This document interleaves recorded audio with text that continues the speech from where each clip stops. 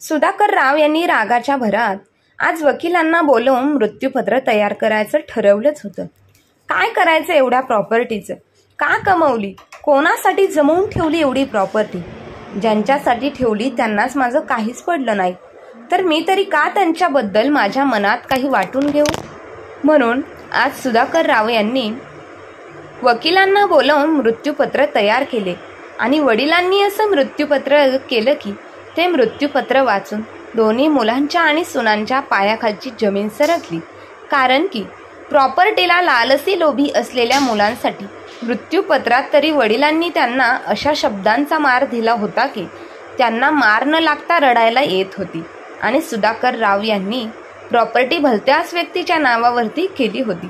कोण होती ती व्यक्ती आणि सुधाकर आठवले यांच्यासोबत त्याचं काय नातं होतं ते आपण कथेमध्ये पाहूया. सुधाकर आठवले आणि त्यांची पत्नी दोघांचे जीवन खूप आनंदाने जगत होती.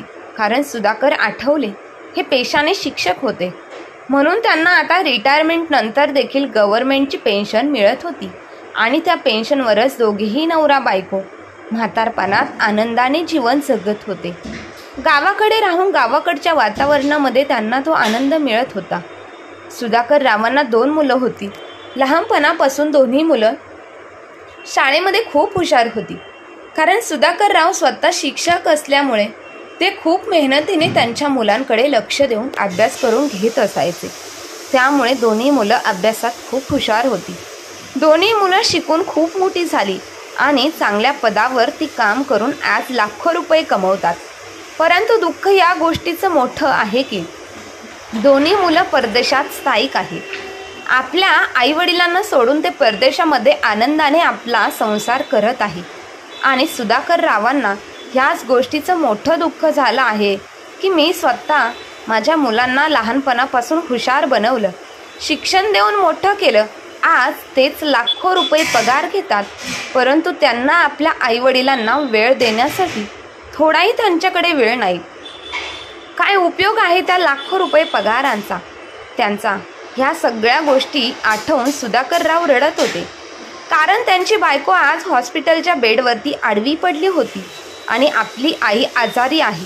मुलांना निरोप देऊन देखील मुलांनी सांगितलं, बाबा तुम्ही काय जे पैसे लागतील ते सांगा, ते पैसे देतो, परंतु सतत आम्हाला फोन करून कटकट करून सांगू नका की आई आजारी आहे, आम्हाला तिकडे येण्यासाठी वेळ नाही. मुलांचे हे शब्द ऐकून सुधाकर राव यांच्या काळजावरती वार होत होते. त्यांना समजत नव्हतं की आपण शिक्षण तर दिलं, परंतु शिक्षणाबरोबर आईवडिलांना सांभाळण्याचं, वयोवृद्ध लोकांसोबत कसं वागायचं ह्याचे संस्कार देण्यात कुठं कमी पडलो आहे. आज मी माझ्याच मुलांसमोर हातबल झालो आहे. माझ्या समवयस्कर मित्रांना मी हात जोडून विनंती करतो आणि येणाऱ्या तरुण पालकांना देखील मी विनंती करतो की मुलांनो, मित्रांनो, आज मुलांना आपण शिकवून खूप मोठं करतो, परंतु त्याच्यासोबत संस्कार द्यायला विसरतो आणि लाखो रुपयांचे पॅकेज घेऊन मुलं त्या पैशांसोबत आपली तुलना करत असतात, जे की पैसे आपल्याला कधीच नको असतात. आपल्याला फक्त त्यांचा सहवास पाहिजे असतो आणि आपण मुलांना जन्माला घालतो का तर ते आपले म्हातारपणीचा आधार बनतील म्हणूनच. परंतु तेच मुलं आज आपल्याला सोडून निघून जातात.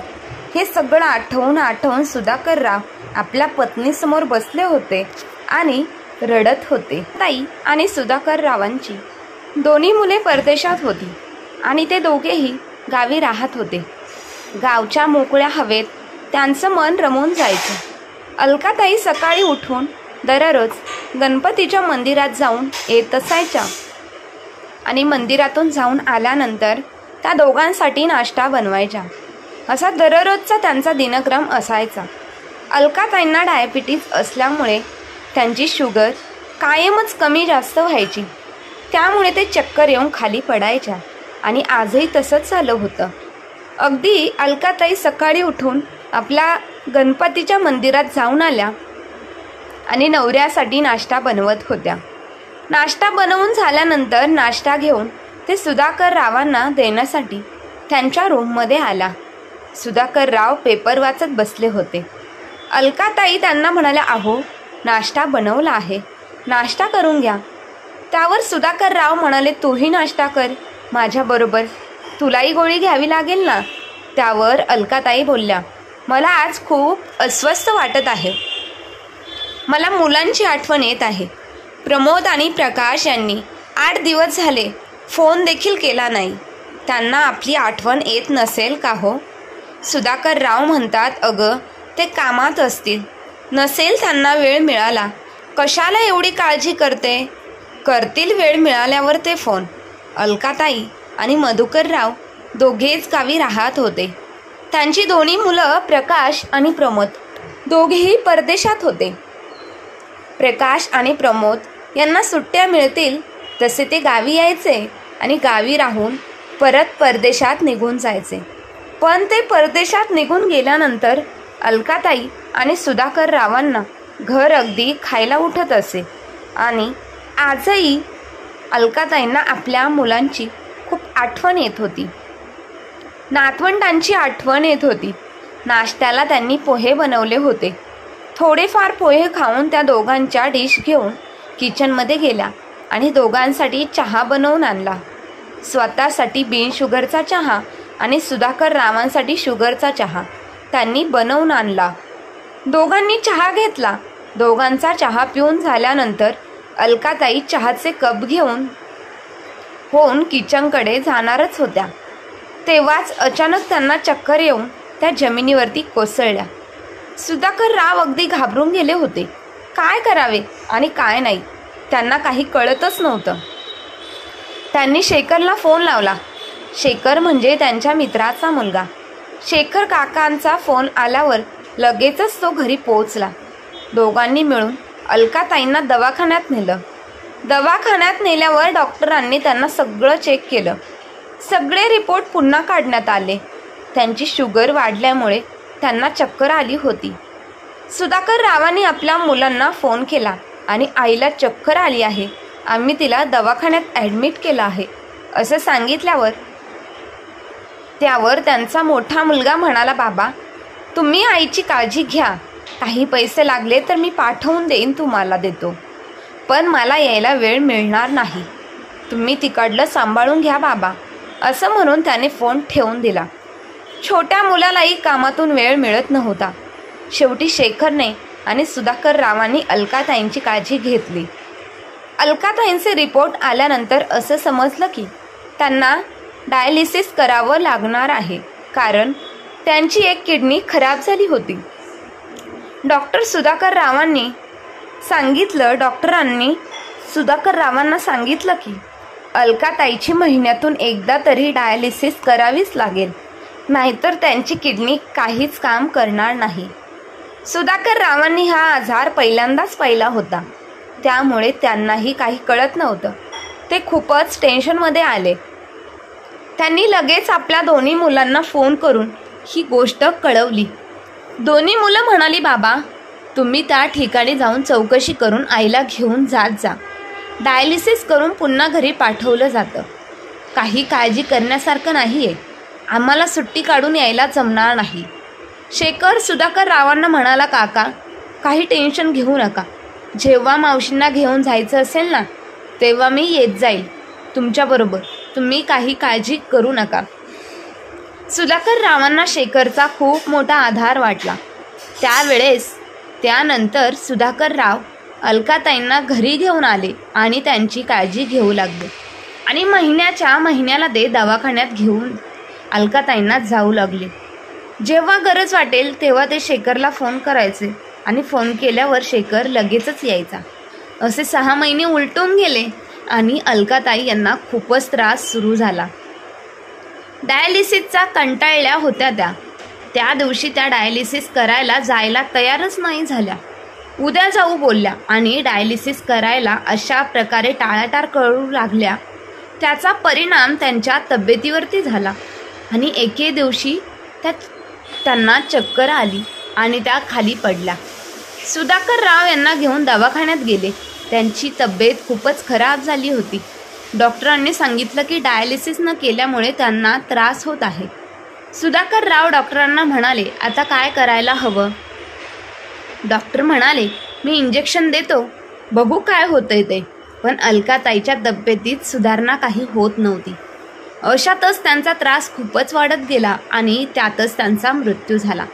शेखर त्यावेळेस सुधाकर रावांबरोबरच होता. शेखरने एखाद्या मुलाप्रमाणे त्यांची साथ दिली होती.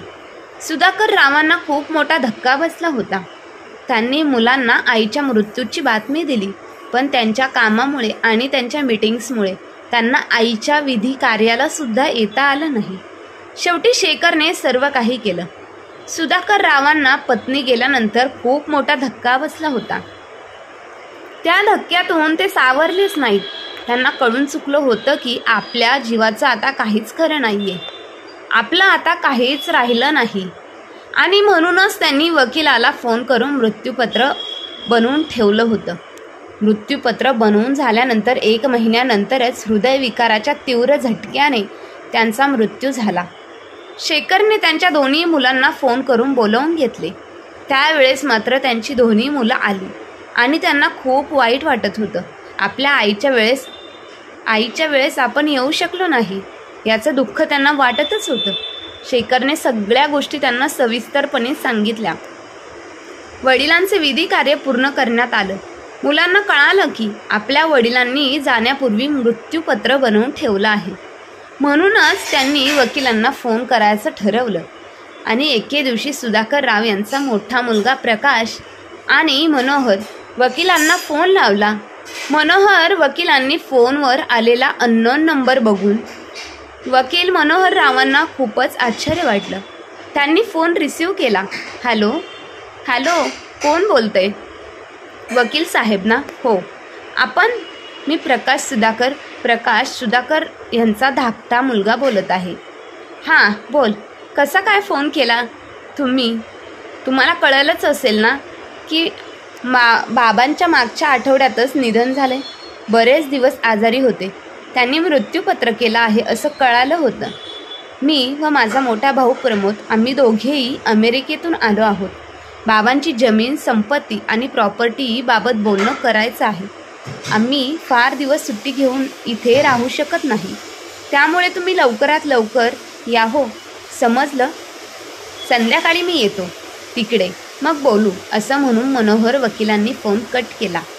त्यांना आठवले 2 महिन्याच्या आधी सुधाकर रावांकडे ते गेले होते. त्यावेळेस त्यांनी सांगितलं होतं की दोन्ही मुलं बाहेर देशात असतात.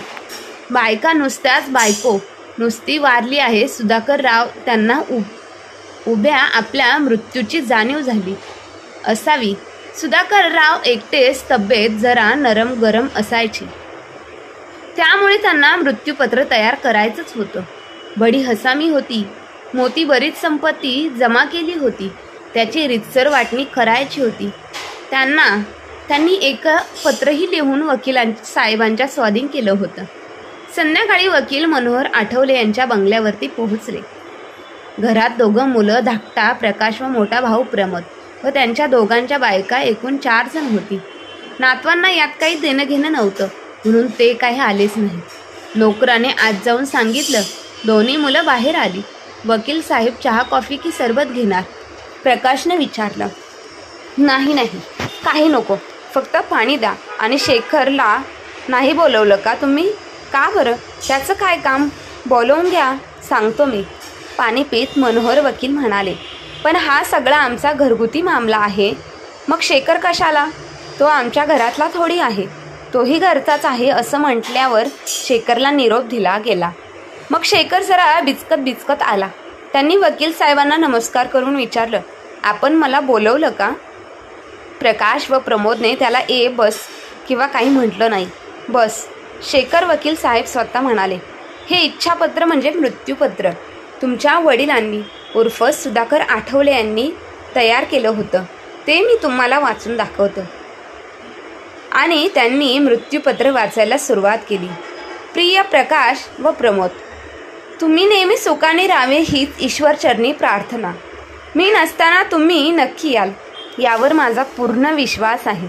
कारण संपत्तीचे माप नेहमीच आईवडिलांच्या प्रेमापेक्षा जड असते. हे मी व तुमच्या आई दोघेही समजून चुकलो होतो. याची पुढे तुम्हालाही जाणीव होईलच. तुम्ही माझेच अंश आहात. या नात्याने माझे ह्या नाता व नात्या मुळे या संपत्तीवर तुमचा अधिकार आहे आणि त्या अधिकाराने तुम्ही याल. पण माझा एक मुलगा अजून एक आहे. त्याला तुम्ही पाहिले आहे पण ओळखत नाही, कारण तो माझा मानसपुत्र आहे. माझा मित्र अशोकचा मुलगा शेखर, खरं तर सख्यापेक्षाही जास्त जवळचा. आश्चर्य वाटेल, त्यालाही अंदाज नाही, पण एका मुलाचे जे कर्तव्य आहे त्यापेक्षा काकणभर जास्तच आमच्यासाठी त्यांनी केलं आहे. आणि मनात काही अपेक्षा न ठेवता अशोक आणि मी लहानपणीचे मित्र. आमच्या मैत्रीत त्याची गरिबी किंवा माझी श्रीमंती कधीच आड आली नाही. अगदी लहान असल्यापासून मी शेखरला पाहतो आहे. अभ्यासात फार हुशार नव्हता, पण आदर्श वाटावा असा होता. तो आपल्या आईबाबांचा त्यांनी नेहमीच मान ठेवला.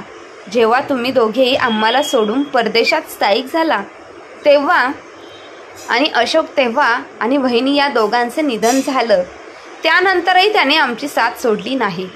नेहमी घरी येऊन जाऊन विचारपूस करायचा. काही हवं असल्यास नेहमी तत्पर असायचा. प्रत्येक वाईट प्रसंगी त्याने निस्वार्थपणे आपल्याला मदत केली. आम्हाला मदत केली, ती पण अगदी मुलाप्रमाणे. पैशाचा मोह त्याच्या वागण्यात मला कधीच जाणवला नाही. नेहमी तो हिशोबातच चोख असायचा. पैशांची गरज तर ईश्वर कृपेने आम्हालाही नव्हती. ह्या वयात गरजा कमीच असतात. गरज होती ती फक्त आणि फक्त प्रेमाची, आपुलकीची, सोबतीची. गरज म्हातारपणाची. जेव्हा शरीर साथ देत नाही त्यावेळेस आपल्याला माणसांची गरज जास्त वाटते. असं वाटतं की कोणीतरी जवळ असावं, ज्याच्यावर सर्व सोपवून निर्धास्त व्हावं. आणि तेच निर्धास्तपणा, तोच आपलेपणा आम्हाला शेखरच्या रूपाने भेटला. न सांगता त्याला आमच्या गरजा कळत होत्या. दर 2 महिन्यांनी येऊन काय हवं काय नको विचारून जायचा. तुमच्या आई आजारी असताना त्याने व त्याच्या बायकोने ती खूप सेवा केली. हिला जेवण जात नसे तेव्हा प्रेमाने भरवलं. ही एक मदत होती सेवेसाठी, पण स्वतःच्या आईप्रमाणे प्रेमाने करणारं कोणीतरी लागतं ना. ती कमतरता त्या दोघांनी भरून काढली. ऐकता ऐकता आता प्रकाशला आठवले. मागे बाबांनी हा फोन करून आईने सांगितलं होतं, तुझी आई खूप आजारी आहे. डॉक्टरांच्या मते ती फार दिवस नाही काढणार. पत्रात बाबांनी पुढे लिहिलंही होतं, तिला सतत तुमच्या दोघांची आठवण येत असे. एकदा जरी भेटला असता तरी तिच्या जीवाला शांती मिळाली असती. पण प्रकाशने प्रमोदला कळवले, तू जाशील का? पण त्याने सध्या सुट्टी नसल्याचे जमणार नाही असं कळवलं. वाचता वाचता वकील साहेबांनी दोन्ही मुलांकडे पाहिलं. दोघांच्या नजरा शरमेने खाली झुकल्या होत्या. शेखर आणि सुनबाई दोघांनी अगदी सख्या मुलाप्रमाणे तुमच्या आईची शेवटपर्यंत सेवा केली. अगदी शेवटचे पाणी त्यांनीच तिला पाजलं होतं. तेव्हाच मला कळून चुकलं होतं. म्हणूनच मी माझा आजारपण तुम्हाला कळवलंच नाही. मी गेल्यावर शेखरने तुम्हाला कळवले.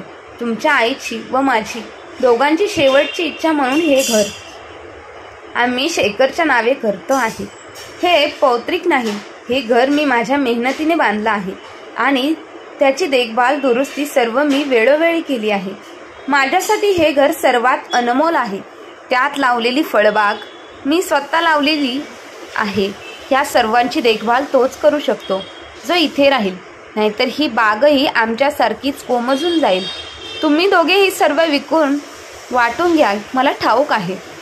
बाकी सर्व संपत्ती, जमीन, तुमच्या आईचे दागिने त्यावर तुमचाच अधिकार आहे. हे तुम्ही वाटून घ्या. तुमचे बाबा सुधाकर आठवले यांचे इच्छापत्र वाचून त्यांची घडी करत वकील साहेबांनी दोन्ही मुलांकडे पाहिलं. दोघांचे चेहरे शरमेने काळे ठिक्कर पडले होते आणि शेखर रडत रडत हात जोडत म्हणाला, नाही वकील साहेब, मला यातलं काहीच नको आहे. तुम्ही हे घर दादांच्या नावे करून द्या. अरे पितृ इच्छा आहे. तू त्यांची सेवा काही अपेक्षा न ठेवता केली. त्यांनी वडिलांच्या नात्याने, तुझ्या वडिलांच्या नात्याने, आपल्या संपत्तीने तुला काही आहे आणि मी यात काही फेरबदल नाही करू शकत. ही आठवले साहेबांची शेवटची इच्छा होती. तू मुलाप्रमाणे वागलास. त्यांनी वडिलांचे कर्तव्य निभावले. आता त्यांची ही शेवटची इच्छा तू पूर्ण कर, ज्याने त्यांच्या आत्म्याला समाधान मिळेल. असं म्हणत वकील साहेबांनी मृत्यूपत्र प्रकाशच्या हातात दिलं. प्रकाशने प्रमोद व दोघांच्या बायकांनाही ते वाचायला दिलं. सर्वांनी त्यावर सही केली व घराचे कागदपत्र शेखरच्या स्वाधीन केले. शेखरच्या डोळ्यांतून दोन दोन थेंब अश्रू त्यावर पडले. ते पेपर त्यांनी फोटोसमोर ठेवून नमस्कार केला व बाहेर निघून गेला. सुधाकर राव यांच्या फोटोला पुष्प अर्पण करून नमस्कार केला. तेव्हा वकील साहेबांना जाणवले की फोटोतला सुधाकर रावांच्या चेहऱ्यावर कर्तव्यपूर्तीचा तृप्त असा भाव दिसत होता. मित्र आणि मैत्रिणींनो, जी मुलं परदेशात राहतात त्यांना वेळोवेळी आपल्या आईवडिलांकडे येता जाता येत नाही आणि आजारी असल्यावरही ते फक्त पैसे पाठवून देतात, पण त्यांना यायला वेळ मिळत नाही. कारण परदेशातून येणं जाणं आणि सुट्ट्या काढणं त्यांना जमत नाही. पण त्याचा त्रास मात्र आईवडिलांना नक्की होतो. पण आजच्या समाजामध्ये प्रत्येक आईवडिलांना वाटतं आपल्या मुलांनी खूप शिकावं, परदेशात पैसे कमवावेत, खूप मोठं व्हावं. पण त्याचबरोबर ते परदेशात गेल्यानंतर मात्र आपल्या आईवडिलांना विसरून जातात आणि नंतर मात्र आईवडील गेल्यानंतर पश्चाताप करतात. पण त्याचा काय फायदा? मित्र आणि मैत्रिणींनो, तुम्हाला काय वाटते? मुलांनी परदेशात जाऊन पैसे कमवावे की आपल्याच भारतात राहून पैसे कमवून आपल्या आईवडिलांबरोबर सुखाने राहावं? पण बऱ्याच आईवडिलांना वाटतं की मुलांनी परदेशात जावं, पण त्यांना हे समजत नाही की त्यानंतर आपल्याला काय त्रास होणार आहे. आपल्याला आपल्या मुलांची साथ सोडावी लागेल आणि मुलांनाही आपली साथ सोडावी लागेल. आणि बरीचशी मुलं आपल्या आईवडिलांची साथ सोडून देतातच. हाच एक समाजाचा खूप मोठा गहन प्रश्न आहे. त्यामुळेच आपल्या भारतामध्ये वृद्धाश्रमाचे प्रमाण वाढत चालले आहे आणि याचे प्रमाण भविष्यामध्ये खूपच वाढण्याची शक्यता आहे. माझं असं म्हणणं नाही की मुलांनी परदेशात जाऊ नये, पण परदेशात जाताना मात्र आपल्या आईवडिलांची काळजी घेण्यासाठी काहीतरी चांगली तरतूद करावी. बस एवढंच माझं म्हणणं आहे. तुम्हाला काय वाटतं ते कमेंट बॉक्समध्ये नक्की कळवा. आणि कथा आवडली असेल तर आपल्या चॅनलला लाईक, शेअर, सबस्क्राईब नक्की करा. धन्यवाद.